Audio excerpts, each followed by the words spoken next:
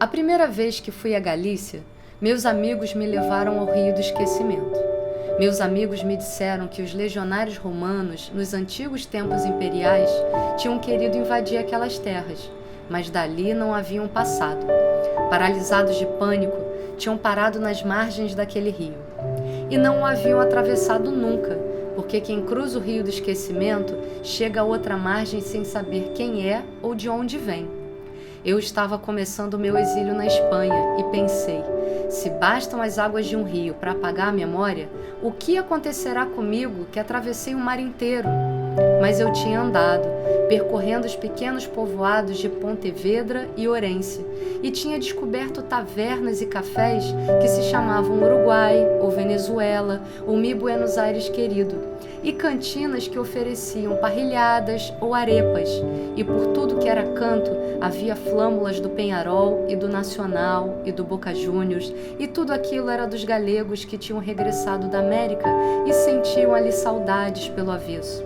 Eles tinham ido embora de suas aldeias, exilados como eu, embora afugentados pela economia e não pela polícia, e depois de muitos anos estavam de volta à sua terra de origem, e nunca tinham esquecido nada, nem ao ir embora, nem ao estar lá, nem ao voltar. Nunca tinham esquecido nada, e agora tinham duas memórias e duas pátrias.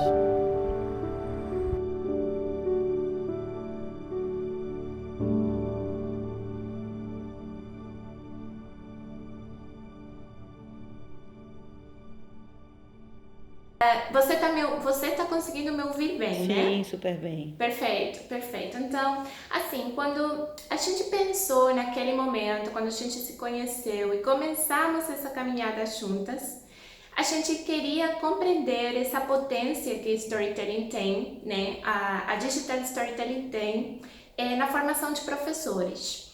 Aí nós tivemos uma opção que foi política, metodológica, epistemológica. Essa opção foi o método da pesquisa-formação. Então, o que eu quero é que você tente, de alguma maneira, conversar um pouco comigo, ou a gente conseguir falar um pouco sobre por quê, ou de alguma maneira dizer o que é a pesquisa-formação na cibercultura, por que a gente escolheu caminhar por ela. A pesquisa-formação na cibercultura, eu posso afirmar, começa pelo final dessa sentença, pesquisa-formação na cibercultura. Primeiro tentando compreender como que o seu tema de pesquisa e seu objeto vem sendo compreendido, praticado, operado na cultura, de forma multireferencial mesmo, não exatamente colocado pelos cientistas ou acadêmicos, mas como que as pessoas comuns, né, esse homem ordinário, segundo o Sertor, vem usando as coisas. A pesquisa-formação é aquela pesquisa que não separa a investigação acadêmica dos processos formativos. E esse processo formativo ele é sempre de quem pesquisa com quem é pesquisado. Então, a máxima do quem pesquisa forma, mas também se forma com os sujeitos da pesquisa, né? Que para nós, a gente prefere trabalhar com a noção de praticantes mesmo, autores da cultura. Então, a questão da escrita de si, eu trouxe essa inspiração das pesquisas autobiográficas. Não é um conceito meu, nem muito menos, né? Tem até textos do Foucault que falam da escrita de si, mas o nosso interesse na escrita de si é pelas pesquisas da área da educação que fomentam essa perspectiva autobiográfica do próprio processo de escrever para se autoconhecer. Então, no momento que eu estou escrevendo sobre mim, minha vida, minha trajetória, minha formação, eu tenho, por dizer, não é a palavra ferramentas, mas eu tenho um monte de componentes para poder repensar a minha vida.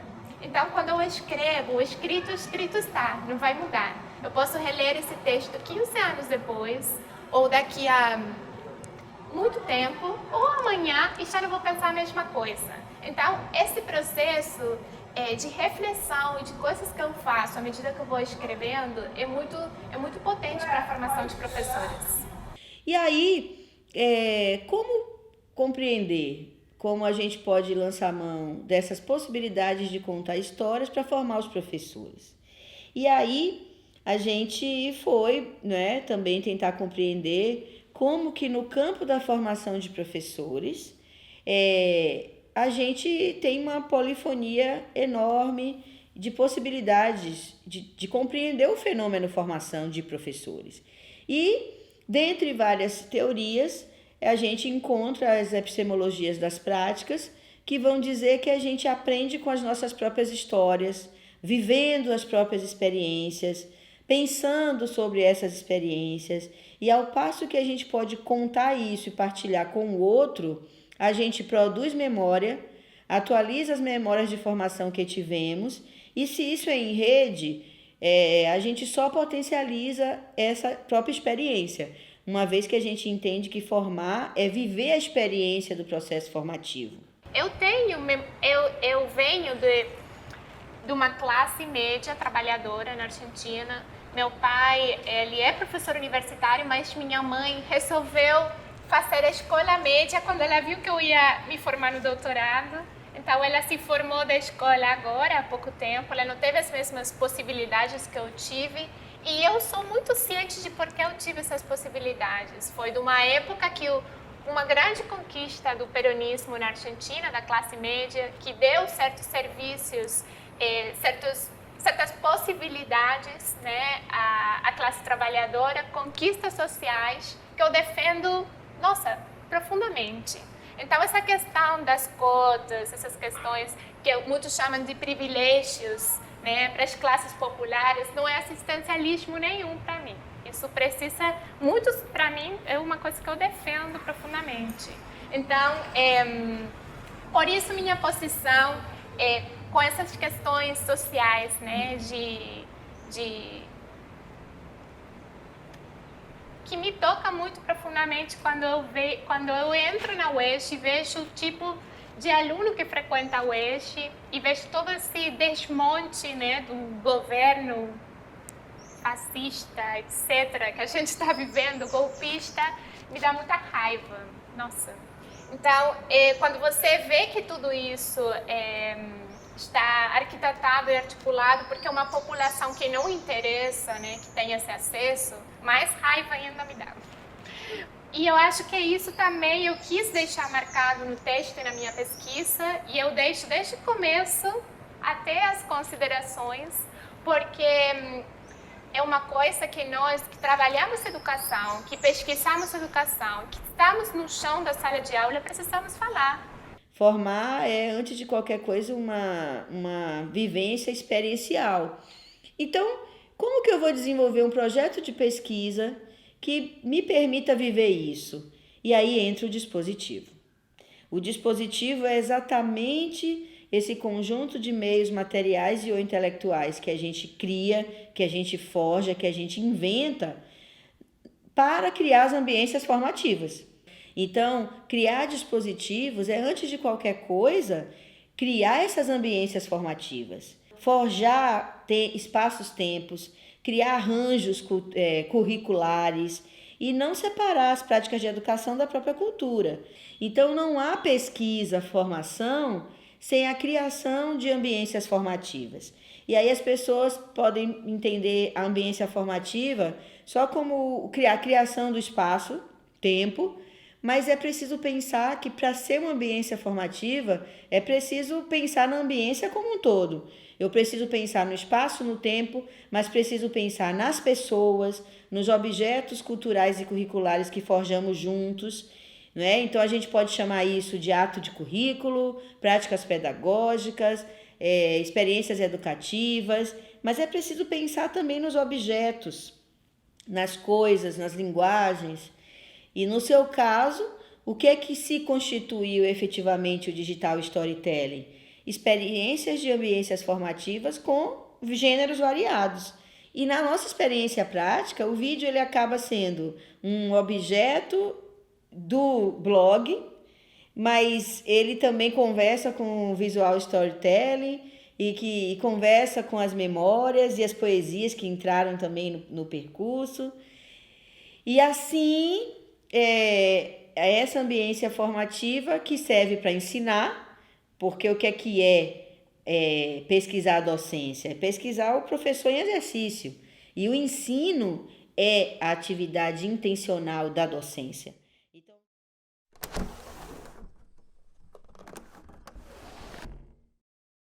hoje nós temos um mundo repleto de tecnologias, sem a qual você não pode viver. E as crianças dos tempos atuais, elas têm isso como realidade cotidiana. Então, como você subtrair da infância e da educação a tecnologia? Não tem mais como. Então, a gente tem que aprender a tornar a tecnologia uma ferramenta parceira. Eu lembro da professora Edmeia falando muito sobre isso, do empoderamento das aulas através da tecnologia. Fantástico! Nunca tinha atentado para essa realidade. A gente fica o tempo todo nessa questão de agente e ator, mas só vamos ser autores quando temos um processo de autorização. Então, essa é uma questão bem interessante, porque na prática nossa, em sala de aula, que é uma prática 100% criativa, né, que invita o aluno a pôr mão na massa e fazer aquilo, se não tiver um processo de autorização, essa questão não aparece, não surge. A gente tinha uma visão muito limitada do que era o recurso digital, né? Não dentro da educação, mas no geral mesmo, como era a expressividade das pessoas com o digital, entendeu?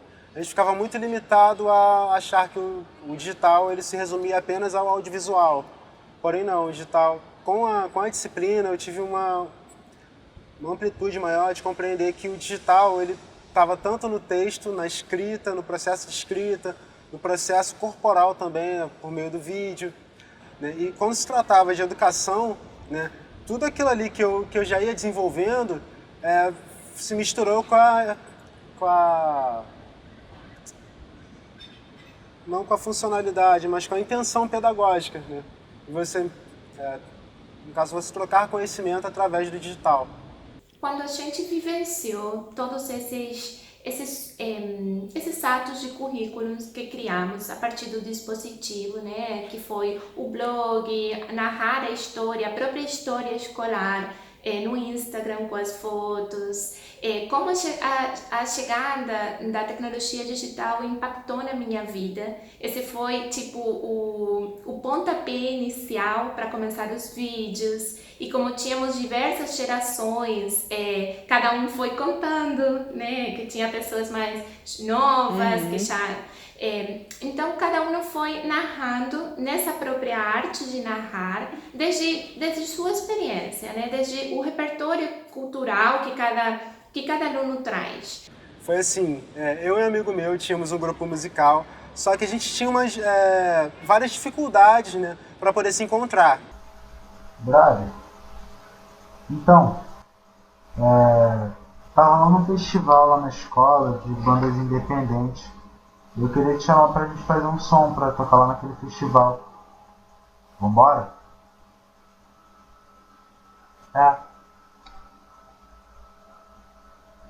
Mas então, você mora onde? Bem longe.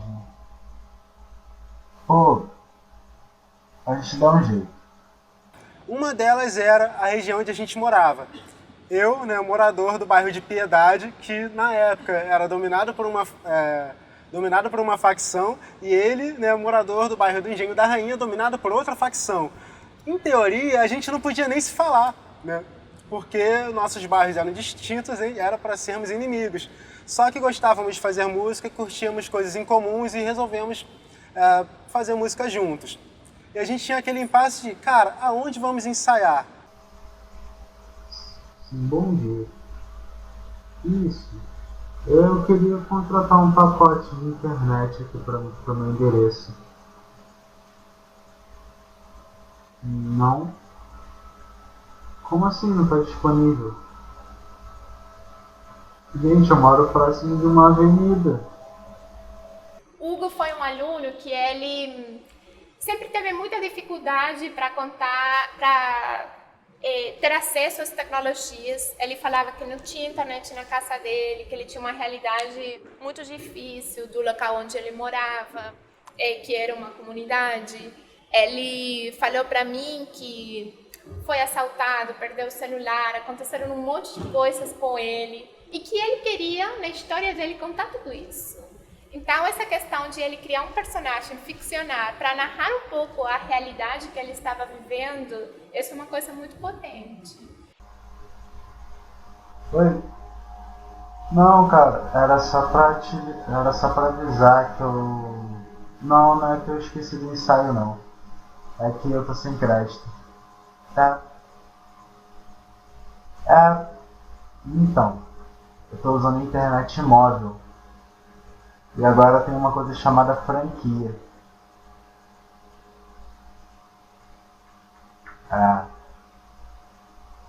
Isso aí. Valeu. Então, porque o meu maior desafio, né, sempre foi esse, trabalhar sozinho e trabalhar sem recursos também. Na falta de recursos físicos, de recursos financeiros, recursos humanos, eu acabei usando o digital para poder suprir essa necessidade. Não, nada fictício, tudo real. Ali eu coloquei, na verdade eu tinha feito aquele blog e eu resgatei naquela disciplina, ele estava esquecido, eu resgatei naquela disciplina. Eu fiz um blog para contar a minha vivência com a contação de história e com as aulas de história em quadrinhos no CIEP. Eu queria guardar aquilo. E como eu sempre me interessei por tecnologia, aí eu sabia mexer em tudo, sabe? Curiosa mesmo. E eu achava interessante que tinha uma colega com 18 anos que ela dizia, não sei, eu sou uma burra tecnológica. Eu falei, não, pelo amor de Deus, você não é nada disso. É que você só tem 18 anos e você está tendo seus primeiros contatos agora, mas você, a partir de agora, você vai longe. Ah, mas olha só, você não, pô, olha a diferença, eu já venho num caminho, né? Você está começando, você vai fazer a mesma trajetória. E então é isso, ele tinha histórias reais e não fictícias. Então ali é todo real, não tem nada de fictício. Eu achei fundamental a ideia de logo no primeiro período você já entrar com tecnologia, porque isso vai associando, porque é uma disciplina que ela interfere nas outras, ela está atravessando as outras disciplinas, não tem como de separar.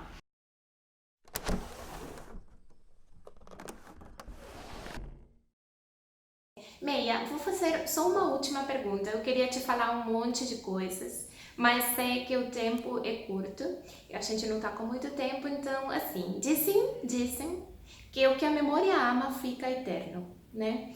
Então, de alguma maneira eu queria que você feche esse vídeo dizendo para você, né, para fechar a história, né, que história você decide contar? Que história você conta sobre essa história que a gente viveu?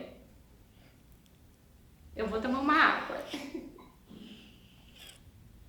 Que a gente não vai fechar essa história.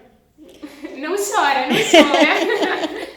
A gente pode fechar esse vídeo, mas a história a gente não vai fechar, porque toda a memória do que a gente conseguiu viver, registrar e materializar, hoje circula em rede, não só em forma do próprio dispositivo, mas com a própria experiência que vai ensinar outras pessoas, inclusive nós próprias. Me marcaram muitas histórias. A proposta nossa foi trabalhar a contação de histórias digitais. E eu acho que isso potenciou muito, todos ficamos muito à flor da pele, porque quando um narra, quando a pessoa conta a sua própria história, sempre implica o outro, né? Então, desde o momento que eu coloco em palavras oralmente, já estou esperando uma interlocução. Então, se Além disso, eu trago imagens, eu narro em vídeo, eu faço toda uma sucessão de coisas. Isso tudo vai formar uma coisa muito potente para marcar o outro. Então eu resolvi fazer um storytelling para o meu neto. Eu pensei, caramba, eu posso fazer digital, mas eu também posso fazer manual. Então eu fui desenhando e contando a história de quando eu fiquei sabendo que eu ia ser avó até os 2 meses do meu neto. Então eu fui relatando diariamente quando eu recebi a imagem da primeira fotografia 3D, da ultrassonografia 3D, os primeiros presentinhos, o dia que ele nasceu. E agora eu estou pensando em fazer o storytelling digital. Por quê? Porque tem coisas que são registros de vídeos e não tem como colocar vídeo manuscrito.